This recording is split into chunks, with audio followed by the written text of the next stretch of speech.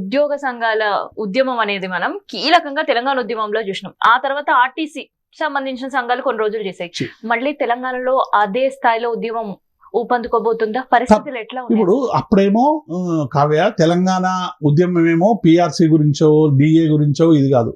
మేము ఆ రోజు ఇచ్చింది ఏంటంటే తెలంగాణ అనేటువంటిది తెలంగాణ మన రాష్ట్ర సాధన కోసం తెలంగాణ మన జన్మ హక్కు. కాబట్టి మనం తెలంగాణ రాష్ట్ర సాధన కోసం పోరాడదామని అసలు భారతదేశంలోనే ఏ ఉద్యోగ సంఘాలు చేయనటువంటి ఒక మహోత్తరమైనటువంటి పోరాటానికి తెలంగాణ వేదిక అయింది. సకల జనుల సమ్మె కానీ, పెన్ డౌన్ కానీ, లేకుంటే మిలియన్ మార్చ్ కానీ, లేకుంటే చలో సంసద్ యాత్ర కానీ, సాగర హారం కానీ, ఇట్లా అనేక ఉద్యమాల్లో తెలంగాణ ఉద్యోగులందరూ కూడా 42 రోజులు సకల జనుల సమ్మె చేశారు. 9-10 రోజుల పాటు పెన్ డౌన్ చేశారు. పెన్ డౌన్ చేసి చిదంబరం లాంటి వాళ్ళు మా అందరిని పిలిపించి మాతో చర్చలు జరిపిండు. చిదంబరం రాజనరసింహ గారి నాయకత్వం, ఈ రాజనరసింహ గారు మమ్మల్ని అందరినీ కూడా తీసుకుపోయి సార్ మరి ఏంది ఇప్పుడు ఉద్యోగుల సమస్యల గురించి ఇక్కడ ఉండే రాష్ట్ర ప్రభుత్వాన్ని అడుగుతున్నారు, నిరసన వ్యక్తం చేస్తున్నారు, నిరసన గలం వినిపిస్తున్నారు, సమ్మెకి సిద్ధమవుతున్నారు. అయినా ఇక్కడ సమస్య పరిష్కారం అవుతుందా? మళ్ళీ ఈ సమస్య కోసం మళ్ళీ చిట్టాలు పట్టుకొని ఫైళ్లు పట్టుకొని నిరసనలు పట్టుకొని ఢిల్లీ వరకు చేరి అక్కడ విజ్ఞప్తి చేసే పరిస్థితి? ఇప్పుడు ఢిల్లీ పోవాల్సిన అవసరం లేదు కావ్య. ఇది రాష్ట్ర ప్రభుత్వం ఉద్యోగులకు సంబంధించినటువంటి అంశం రాష్ట్ర ప్రభుత్వమే పరిష్కరించాలి. ఇవాళ భారతదేశంలో 28 రాష్ట్రాలున్నాయి మనతో సహా. ఏ రాష్ట్రంలో కూడా ఒక్క డిఏ పెండింగ్ ఉంటుంది, మాక్సిమం డిఏ పెండింగ్ ఉంటే 2 ఉంటాయి. భారతదేశంలో ఎక్కడ లేని పెండింగ్ డిఏలు తెలంగాణలో ఎందుకున్నాయి? ఇలా కాంగ్రెస్ పార్టీ చాలా గొప్పలు చెప్పుకుంటుంది కదా, ప్రజాపాలన ఇచ్చినాం, గడీలను చేసినాం, సంఖ్యలను తెంపినాం, ప్రజాస్వామ్య పరిపాలన ఇచ్చినాం, రోజు ప్రజాపాలన జరుగుతున్నది అని చెప్పుకునే కాంగ్రెస్ పార్టీ 5 డిఏలు పెండింగ్ ఎందుకున్నాయమ్మా? ఇవాళ ఉద్యోగులకు సంబంధించినటువంటి 13-14 వేల కోట్ల రూపాయలు ఎందుకు పేమెంట్ చేయలేకపోతున్నారు? రిటైర్ అయినటువంటి ఉద్యోగులకు 2 లక్షల కోట్ల అప్పులు తెచ్చారు కదా. మరి ఏం చేసిండ్రు? 10 ఏళ్లలో మీరు 8 కోట్లు 7 కోట్లని టీఆర్ఎస్ మీద దుష్ప్రచారం చేసిండ్రు. మన పార్లమెంట్లో రఘునందన్ రావు అడిగిన ప్రశ్నకు కేంద్ర మంత్రి జవాబు చెప్పి 3,40,000 కోట్లు ఎంతో తెచ్చిండ్రు, మీరు 3,50,000 కోట్లు ఎంతో తెచ్చారని చెప్పారు. అన్ని కలుపుకొని చెప్పారని చెప్పిండు. మరి ఇలా మీరు 20 నెలలు కాలేదు 2 లక్షల కోట్ల అప్పు తెచ్చి ఉద్యోగులకు డిఏ లేదు, ఉద్యోగులకు పిఆర్సీ లేదు, నిరుద్యోగులకు భృతి లేదు, తులం బంగారం లేదు, రైతులకు బోనస్ లేదు, ఏది లేదు కదా. మీరు ఇచ్చింది ఏంది? ఒక్క బిల్డింగ్ అన్నా కట్టిండ్రా? ఒక్క బిల్డింగ్ అన్నా, ఒక్క చెరువు అన్నా కడదామని ప్రయత్నం చేసిన ఎస్ఎల్బీస్ ఏమో అప్పుడే కూలిపోయి 8 మంది చనిపోయినటువంటి సందర్భాన్ని చూసినాం. సుంకిశాల రిటైనింగ్ వాళ్ళు కూలిపోయినటువంటి సందర్భం చూసినాం. ఇన్ని వర్షాలు పడ్డా కేసీఆర్ ప్రభుత్వంలో కట్టినటువంటి ఏ ఒక్క చెక్ డ్యామ్ కూడా గింత కూడా డ్యామేజ్ కాలేదు. 2 నెలల కింద కట్టిన మహబూబ్నగర్లో కట్టిన చెక్ డ్యామ్ మొత్తంగా కూడా కొట్టుకపోయింది.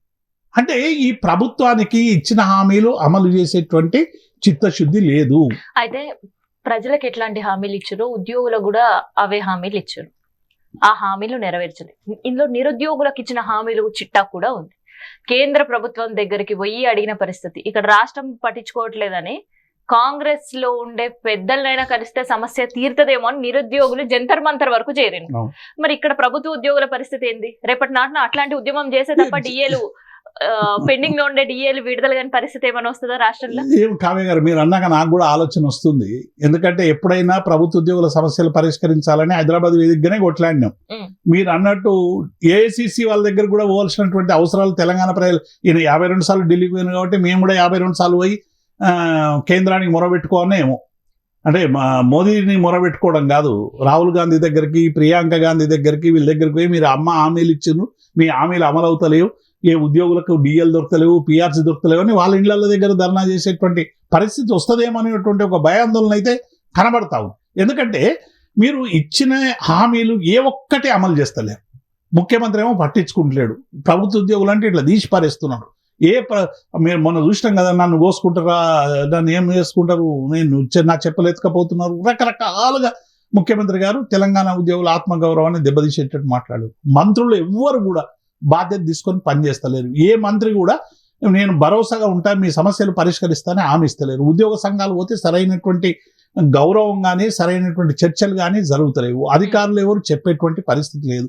ఇంటోటగా చూస్తే ఏమైపోయిందంటే మొత్తంగా కూడా పరిపాలన పడికేసింది. కేవలం ఢిల్లీకి పోవడం, వాళ్ళ ఇంటర్నల్ సమస్యలు పరిష్కరించుకోవడం, ఇవి తప్ప అసలు ప్రజలకు సంబంధించినటువంటి సమస్యలు ఇలా 12-13 లక్షల మంది ఉద్యోగులు ఇలా అంగన్వాడీలకు మీరు 26,000 ఇస్తామన్నారు, ఆశాలకు ఇస్తామన్నారు, తర్వాత ఐకేపీ ఉద్యోగులకు వేస్తామన్నారు, మోడల్ స్కూల్లో పనిచేసే వాళ్ళకి జీతాలు లేవు, 9 నెలలుగా జీతాలు లేనటువంటి పరిస్థితి వచ్చింది. పైగా 19,000 అవుట్ సోర్సింగ్ ఉద్యోగుల్ని ఈ ప్రభుత్వం వచ్చినాక తీసేసింది. మళ్ళీ ఇప్పుడు ఏం చేస్తుంది, ఒక కమిటీ వేసింది. ప్రభుత్వ కార్యాలయాల్లో ఎన్ని ఉద్యోగులు ఉన్నారని ఒక కమిటీ వేసింది. ఈ కమిటీ ఎందుకంటే రేపు రిడక్షన్ చేయాలి, ఉద్యోగుల సంఖ్య తగ్గియాలి. మీరు 2 లక్షల జాబ్ ఇస్తామని జాబ్ క్యాలెండర్ అన్నాం. అంతకుముందు మమ్మల్ని ఏం బదలాం చేశారు, 191,000 పిఆర్సీ కమిటీలో బిస్వాల్ కమిటీ చెప్పిండు. ఆ 191,000 ఫిలప్ చేయాలని రేవంత్ రెడ్డి గారు అనేక సందర్భాల్లో ప్రెస్ మీట్లు పెట్టి చెప్పిండు. మళ్ళీ ఆ 191,000 ఉద్యోగాలు ఏమైనాయి, రిటైర్ అయిన 40,000 ఉద్యోగాలు ఏమైపోయినాయి, మళ్ళీ ఎక్కడున్నారు, ఎక్కడ రిక్రూట్మెంట్ జరుగుతున్నది, ఇది కాంగ్రెస్ పార్టీ సమాధానం చెప్పాలి కదా. ఇక్కడ మనం రిక్రూట్మెంట్ గురించి ఒక్కసారి కొద్దిసేపు పక్కన పెడదాం. రిక్రూట్మెంట్ గురించి కాకుండా ఇప్పుడు ఉండే వాళ్ళ పరిస్థితి ఏకంగా సెక్రటరియట్లనే కాంట్రాక్ట్ ఉద్యోగులు మాకు సరైన టయానికి డబ్బులు చెల్లించట్లేదు, జీతాలు ఇవ్వట్లేదు అని ఏకంగా సెక్రటరియట్లనే నిరసన వ్యక్తం చేసిన పరిస్థితి. అసలు వీళ్ళ కార్యాచరణ ఏం ఉండబోతుంది? ఇప్పుడు కార్యాచరణ చాలా స్పష్టంగా ప్రకటించారు కావ్య. ఉద్యోగ సంఘాలన్నీ కూడా ఒకటేమో సెప్టెంబర్ 1 నాడు విద్రోహ దినం అని పెట్టిండ్రు. సిపిఎస్ ఉద్యోగులు కాంట్రిబ్యూటరీ పెన్షన్ స్కీమ్ అనేది దుర్మార్గంగా వైఎస్ రాజశేఖర రెడ్డి ముఖ్యమంత్రి ఉన్నప్పుడు ఈ రాష్ట్రంలో సిపిఎస్ విధానాన్ని తీసుకొచ్చిందే కాంగ్రెస్ పార్టీ. అదే కాంగ్రెస్ పార్టీ మేము రద్దు చేస్తామని చెప్పి రేవంత్ రెడ్డి గారు మొన్న మేనిఫెస్టోలో అభయస్థంలో పెట్టిండు. మరి మీ కాలంలోనే తెచ్చినటువంటి సిపిఎస్ విధానం నువ్వు రద్దు చేయొచ్చు కదా, రద్దు చేస్తానని మాట ఇచ్చినావు. కనీసం దాని మీద ఒక కమిటీ లేదు, ఇప్పటి వరకు దాని మీద చర్చలు జరగలేదు. ఒకటి. నంబర్ 2 ఏంటంటే నువ్వు ఉద్యోగులకు ఇచ్చినటువంటి హామీల విషయంలో ఇలా ఉద్యోగులు సెప్టెంబర్ 1 నాడు పెన్షన్ విద్రోహ దినం పాటిస్తామని చెప్పాను. ఎందుకు అంటే ఈ నూతన పెన్షన్ విధానం రద్దు చేయాలని మీరు అభయస్థం పెట్టాలని చెప్పారు. తర్వాత అన్ని జిల్లాల్లో కూడా బస్సు యాత్రలకి ప్లాన్ చేస్తాం. ఉద్యోగ సంఘాలు కూడా ఈ ప్రభుత్వం మీద చాలా జాలితో ఉన్నాయనే ఆ ఉద్యమ కార్యాచరణ కనబడతాం.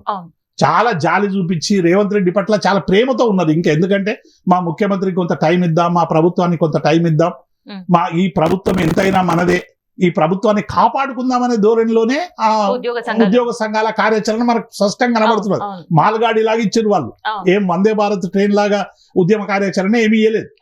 వాళ్ళు చెప్పింది ఏంది, మేము అన్ని జిల్లాలు తిరుగుతాం, అన్ని జిల్లాలు తిరిగినాక 12 నాడు చలో హైదరాబాద్ పెట్టుకుంటాం, అక్టోబర్ 12 తర్వాత ఉద్యమ కార్యాచరణ ప్రకటిస్తామన్నాడు. ఇంత టైం ఇచ్చినటువంటి ఉద్యోగుల పట్ల ప్రభుత్వం గౌరవంతో వాళ్ళని పిలిచి మాట్లాడి మీ సమస్యలను పరిష్కరిస్తామని హామీ ఇవ్వాలి. వెంటనే కార్యాచరణ గునుకోవాలి. ఇక టైం లేదు. పిఆర్సీ 6 నెలలు ఇస్తామన్నావు, 20 నెలలు అయిపోయింది. డిఏలు లేవు. నీ ఆర్థికపరమైనటువంటి విషయాలు ఏం చెప్పుకుంటావో ఒక కుటుంబ సభ్యులుగా వాళ్ళతో మాట్లాడు, చర్చించు, ప్రకటించాల్సినటువంటి అవసరం ఉండే. ఇలా ఉద్యోగులు అందరూ వీధులలో పడ్డాక డెఫినెట్ గా పరిపాలన అంతా స్తంభించిపోతుంది. నీ ఇందిరమ్మ ఇళ్లకు ఇబ్బంది ఏర్పడుతుంది, నువ్వు ఇచ్చేటువంటి సంక్షేమ పథకాలకు ఇబ్బంది ఏర్పడుతుంది, అనేక సమస్యలు ఉత్పన్నం అవుతాయి.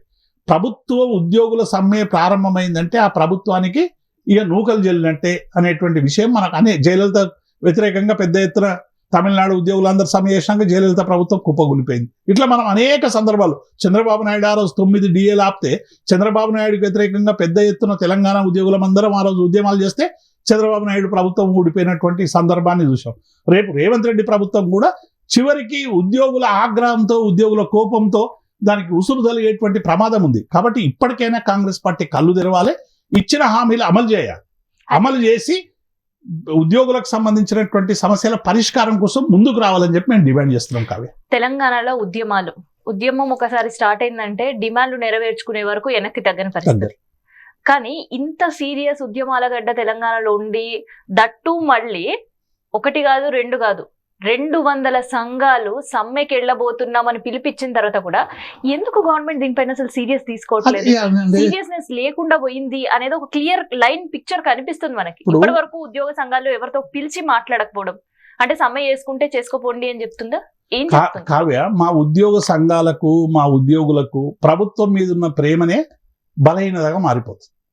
ఏదో మా ప్రభుత్వం కొత్తగా వచ్చింది, ఏదో పనులు చేస్తుంది, ఇస్తుంది కదా అని పాపం వాళ్ళు వెసులుబాటు చూపించి ప్రభుత్వ ఉద్యోగ సంఘాలు అర్థం చేసుకొని ఒక మ్యాచ్యూరిటీతో వాళ్ళు వ్యవహరిస్తూ ఉన్నారు. వాళ్ళ ఏమంటారు, వాళ్ళ ఓపికను బలహీనతగా ఈ ప్రభుత్వం తీసుకుంటుంది. తీసుకొని వాళ్ళేం సమ్మె చేస్తారులే, అనేటువంటి ఒక భావన క్రియేట్ అయింది. తెలంగాణ ఉద్యోగుల సంగతి రేవంత్ రెడ్డి గారికి తెలుసు. ఎందుకంటే మేమందరం ఉద్యమంలో ఉన్నప్పుడు ఆయన టీడీపీ పార్టీలో ఉన్నాడు, ఆ తర్వాత కాంగ్రెస్ పార్టీలో ఉన్నాడు. అనేక ఉద్యమాల సందర్భంగా మేము స్వయంగా వారితో అనేక సందర్భాల్లో చర్చించడం, ఉద్యోగులు ఎంత పోరాట పటిమ ఉందో రేవంత్ రెడ్డికి మాకంటే ఎక్కువ తెలుసు. అయినప్పటికీ కూడా ఇవాళ ఉద్యోగ సంఘాలను, ఉద్యోగుల సమస్యలను పట్టించుకుంటలేదంటే అధికారంలోకి వచ్చినాక అసలు ఏ సెక్షన్ కూడా ఫోన్లే ఏం చేస్తారు నా మీద అనేటువంటి ఒక చులకన భావం మొదలయ్యి ఏం చేస్తా ఉన్నాడంటే, ఇక రేవంత్ రెడ్డి సంగతి అందరికి తెలిసిందే, వ్యక్తిగతంగా మా మీద ఏమన్నా ఇబ్బందులు పెడతాడేమని భయంలో కూడా ఇవాళ కొందరు వ్యవహరిస్తున్నటువంటి తీరు కూడా కనబడుతుంది. కాబట్టి ఉద్యోగ సంఘాలు ఇవాళ ఒకవేళ 206 సంఘాలు ఇవాళ గట్టిగా నిలబడి వాళ్ళ పోరాటానికి పిలిపించారు. ఈ పోరాటం తీవ్రతరంగా వాళ్ళు కూడా పాపం మేము చెప్పినట్టు ఇంతకుముందే చెప్పినట్టు కదా చాలా సౌమ్యంగా చాలా కార్యాచరణ కూడా అట్లే కనబడుతుంది. అది మాల్గాడి లెక్క బస్సు యాత్ర తర్వాత అక్టోబర్ 12, ఆ 12 తర్వాత కార్యాచరణ. వాళ్ళు కూడా ఏంటంటే ప్రభుత్వానికి టైం ఇద్దాం అనే ధోరణితో ఉన్నారు తప్ప యుద్ధం చేద్దాం, కొట్లాడదాం అని వాళ్ళు ఏమంటలేరు. కానీ నువ్వు ఇంత టైం ఇచ్చినప్పటికి కూడా నువ్వు ఉద్యోగులకు సంబంధించిన సమస్యలు పరిష్కరించకుంటే వాళ్ళకు జంగు సైరన్ పెట్టిండ్రు. డెఫినెట్ గా జంగు ప్రారంభం కాక తప్పదు కావ్య. ఇప్పుడు ఒక పక్క మనం చూస్తుంటే నిరుద్యోగుల ఉద్యమం నిరంతరం కంటిన్యూ అవుతూనే ఉంది. అసలు ఉద్యమం స్టార్ట్ అయినప్పటి నుంచి దానికి ఎండ్ కార్డ్ ఎప్పుడు ఎట్లా పడుతుంది అనేది నోబడీ నోస్. ప్రభుత్వం నుంచి ఎట్లాంటి హామీ ఇవ్వలే. సో నిరుద్యోగుల పట్ల ప్రభుత్వం వ్యవహరిస్తున్న శైలి ఇప్పుడు ఉద్యోగుల పట్ల కూడా అట్లే వ్యవహరిస్తుందేమో అనే అనుమానాలకు తావిస్తుంది.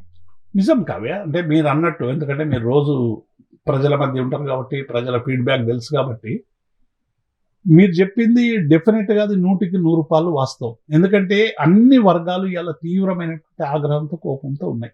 నిరుద్యోగ యువకులందరూ కూడా నిరుద్యోగులు మనం చూస్తున్నాం, రోజు వాళ్ళకి అసలు అశాంతితో బతుకుతున్నారు. 2 లక్షల ఉద్యోగాలు వస్తాయని ఎదురు చూసినారు. ఆ పాత ఉద్యోగాలకే ముడిపెట్టిరు తప్ప కొత్త ఉద్యోగాలు ఇచ్చేటువంటి పరిస్థితి లేదు. రోజు నోటిఫికేషన్లు కావాలని కొట్లాడుతున్నారు, జాబ్ క్యాలెండర్ కావాలని కొట్లాడుతున్నారు. బయటికి వెళ్తే చాలు హౌస్ అరెస్ట్ చేస్తారు. ఉస్మానియా యూనివర్సిటీలో అయితే మీటింగ్లు పెట్టొద్దట, సమావేశాలు పెట్టుకోవద్దట, రాజకీయ పార్టీలను విలువద్దట. మొత్తంగా కూడా ఒక నిర్బంధ వాతావరణం గేట్లకే తాళం వేసిన వచ్చింది చరిత్ర ఉస్మానియాకి ఇవాళ వచ్చింది. మొట్టమొదటిసారి ఆర్ట్స్ కాలేజ్ గేట్ కి తాళం పెట్టిరు. పెద్ద ఎత్తున యూనివర్సిటీని నిర్బంధ కాండగా ప్రయోగించేటువంటి ప్రయత్నం చేస్తారు. బయట విద్యార్థులు కానీ, యువకులు కానీ, రాజకీయ పార్టీలు కానీ ఏదైనా పిలిపిస్తే వెంటనే వాళ్ళని హౌస్ అరెస్ట్ చేసేటువంటి పద్ధతి. నిన్న మార్వాడీలో ఉస్మానియా యూనివర్సిటీకి సంబంధించి విద్యార్థులు ఏదో బంధుకు పిలిపిస్తే వాళ్ళని ఎందుకు ఆ పృథ్వీరాజ్ గారిని, ఇంకొకరిని, ఆ ఉద్యమానికి సంబంధించి వాళ్ళు ఎవరు ఉస్మానియా పిలిపించిన వాళ్ళు కాదు, ఎవరైనా కానీ. ఇప్పుడు వాళ్ళందరూ ఒక ఉద్యమానికి మద్దతు ఇస్తున్నారు. తెలంగాణ కొట్లాడిందే ఆధిపత్యానికి వ్యతిరేకంగా. ఈ ఆధిపత్యానికి అడ్డొచ్చేటువంటి వాళ్ళందరి మీద కూడా మీరు ఇట్లే కేసులు పెట్టి ఇట్లే చేస్తారా? ఆ సమస్య పరిష్కరించాలి. మీరు వ్యాపార సంఘాలను, మిగతా సంఘాలను పిలిపించి ఎందుకు జరుగుతున్నది ఇది, వాళ్ళు ఏవో డిమాండ్లు పెడతా ఉన్నారు. ఆ డిమాండ్లను పరిశీలించాలి కదా. డిమాండ్లను పరిశీలించి భారతదేశంలో ఏ పౌరుడైనా ఎక్కడైనా ఉండడానికి అవకాశం ఉంది, రాజ్యాంగబద్ధంగా వ్యాపారం చేసుకోవడానికి అవకాశం ఉంది. కానీ సైమల్టేనియస్లీ స్థానికంగా ఉన్నటువంటి ప్రజల మీద, స్థానికంగా ఉన్నటువంటి వ్యాపారుల మీద పెత్తనం చెలాయించడం కానీ, వాళ్ళ మీద ఆధిపత్యం చెలాయించడం కానీ, ప్రజల మీద ఇష్టం వచ్చినట్టు దోపిడీ చేసేటువంటి పద్ధతులు కానీ, ప్రజలకు వ్యతిరేకమైనటువంటి బిజినెస్లు చేయడం కానీ, ఇలా గుట్కాలు, ఇవన్నీ ఈ కల్చర్ అంతా ఎక్కడి నుంచి వచ్చిందమ్మా?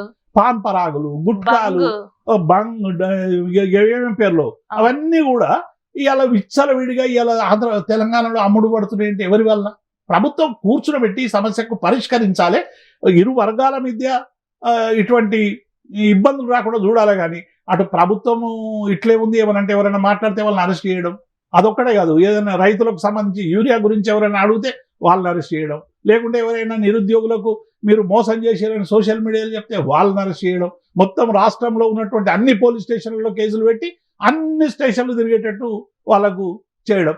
ఇదంతా చూస్తే ఎట్లా ఉందంటే ప్రజాస్వామ్య పాలన తెస్తామన్న రేవంత్ రెడ్డి టోటల్గా దీన్ని నిర్బంధకాండగా మార్చే ప్రయత్నం చేస్తా ఉన్నాడు. తెలంగాణ ప్రజలు ఊరుకోరు కావ్య. నువ్వు ఎంత నిర్బంధం పెడితే అంత ఎత్తున తిరగబడతారు, అంత ఎత్తున కొట్లాడతారు, రాజీలేని పోరాటం చేస్తారు. ఎవరైతే నిర్బంధాలు చేస్తారో వాళ్ళను మట్టి గర్పించినటువంటి చరిత్ర తెలంగాణకు ఉంది. తెలంగాణ సాయుధ రైతాంగ పోరాటం నుండి అనేక ఉద్యమాలు జరిగినాయి. ఇక్కడ వేలాది మంది అమరులైనరు హక్కుల కోసం, అనేక మంది కోసం, తెలంగాణ రాష్ట్ర సాధన కోసం కానీ, భూమి విముక్తి కోసం కానీ, లేకుంటే గంగా జమున తహజీబ్ కోసం కానీ, దున్నేవాడిదే భూమి కావాలని కానీ, మా హక్కులు మాకు కావాలని కానీ నైజాం డైనస్టీ నుంచి కొట్లాడుతున్నారు. ఇలా కొత్తగా పోరాటం నువ్వు తెలంగాణకు నేర్పాల్సిన అవసరం లేదు. అయితే ఇప్పుడు మన తెలంగాణ పరిస్థితి చూస్తే ఆల్రెడీ ఒక మార్వాడి ఉద్యమం నడుస్తూనే ఉంది. తర్వాత ఇప్పుడు ఇన్ కేసు నిరుద్యోగుల ఉద్యమం నిరంతరం కంటిన్యూ అవుతుంది.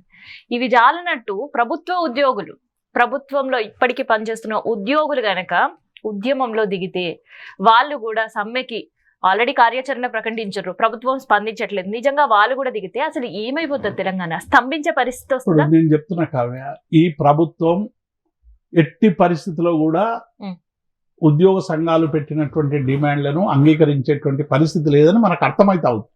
ఎందుకంటే 5 DAలు ఇవ్వాలి, PRC ప్రకటించాలి, హెల్త్ కార్డులు ఇవ్వాలి. ఈ డిమాండ్లన్నీ కూడా చాలా కాలంగా పెండింగ్ పెడతా ఉన్నాయి. కాబట్టి ప్రభుత్వం వాళ్ళని కూర్చోబెట్టి 5 DAల బదులు 3 DAలు ఇవ్వడం, PRC ఒకవేళ ఆలస్యం అయితే దానికి ఇంటీరియం రిలీఫ్ లాంటిది ఒక 10% ఇంటీరియం రిలీఫ్ ఇవ్వడం, ఏ ఒక ఇంటర్మీడియట్ ఫార్ములాస్ వెతుక్కొని ఉద్యోగ సంఘాలను పిలిపించి అందరికీ సమన్వయపరిచేయాలి. ఒకవేళ ఉద్యోగులు సమ్మె అంటూ మొదలైతే ఆ సమ్మెకి ఎండు ఉండదు కావ్య. ఎందుకంటే గతంలో చాలా జరిగినాయి. 53 రోజుల సమ్మె జరిగింది. మేము అనేక సందర్భాల్లో PRC కోసం మేము సమ్మె చేసినటువంటి సందర్భాల్లో 52 రోజులు 53 రోజులు సమ్మె చేసినటువంటి చరిత్ర కూడా తెలంగాణ ఉద్యోగులకు ఉంది. ఇప్పుడు మళ్ళీ అట్లాంటి సమ్మె జరిగితే తెలంగాణ పరిస్థితి ఏంటి? తెలంగాణ పరిస్థితి కుప్పగొలిపోతుంది. ఇప్పటికే పరిపాలన జరుగుతలేదని ప్రజలు తీవ్రమైనటువంటి అశాంతితో ఉన్నారు. రేపు ప్రభుత్వ ఉద్యోగులందరూ కూడా సమ్మెలకు పోయింది అనుకోండి, ఎక్కడికక్కడ పాలన పడకేస్తుంది. ఏ సమస్యలు పరిష్కరించడానికి ఎవరు ఉండరు. ఒక యుద్ధంలాగా మొదలైపోతుంది. కాబట్టి ఉద్యోగులు ఏ పార్ట్ ఆఫ్ గవర్నమెంట్ కావ్య. ఉద్యోగులు అనేటోళ్ళు బయట వ్యక్తులు గారు. వీలైనంత మేరకు ఉద్యోగులను సమ్మెకు పోకుండా చూడాల్సినటువంటి గురుతరమైనటువంటి బాధ్యత ప్రభుత్వం మీద ఉంది. కాబట్టి మేము స్టేట్ అవేగా మేము డిమాండ్ చేస్తా ఉన్నాం రేవంత్ రెడ్డి ప్రభుత్వాన్ని, వెంటనే ఉద్యోగ సంఘాలను పిలిపించండి, ఉద్యోగ సంఘాలతో మాట్లాడండి, సమస్యల పరిష్కారం కోసం ముందుకు 2 లక్షల కోట్లు అప్పు తెచ్చారు, ఇంకో 1 లక్ష కోట్లు అప్పు తీసుకురండి.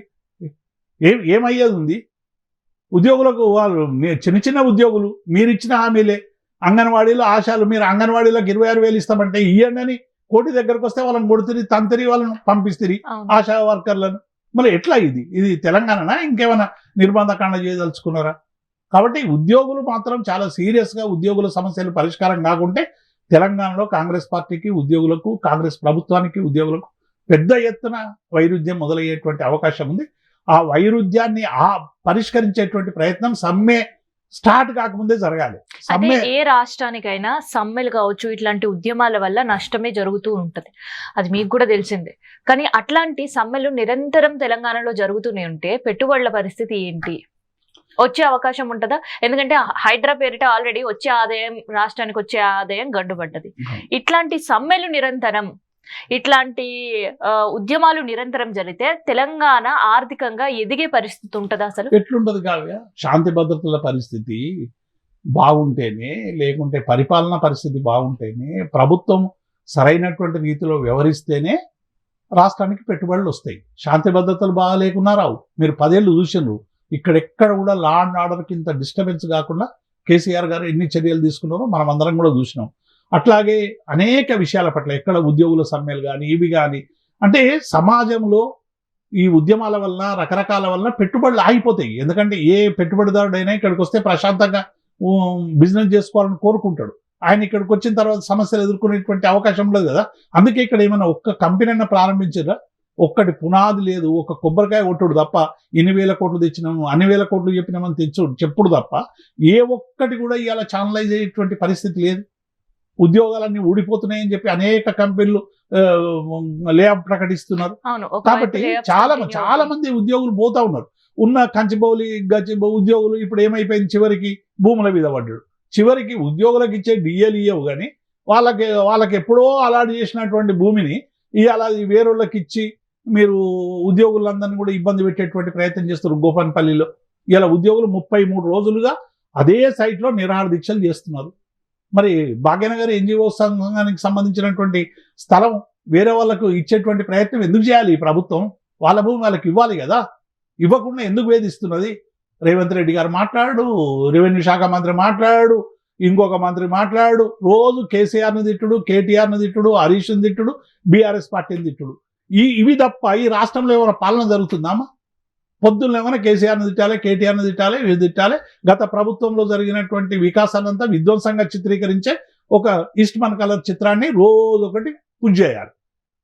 అవసరమైతే కేసులు పెట్టాలి, అవసరమైతే బురద చల్లాలి, కమిటీల పేరు మీద, ఇంకో పేరు మీద.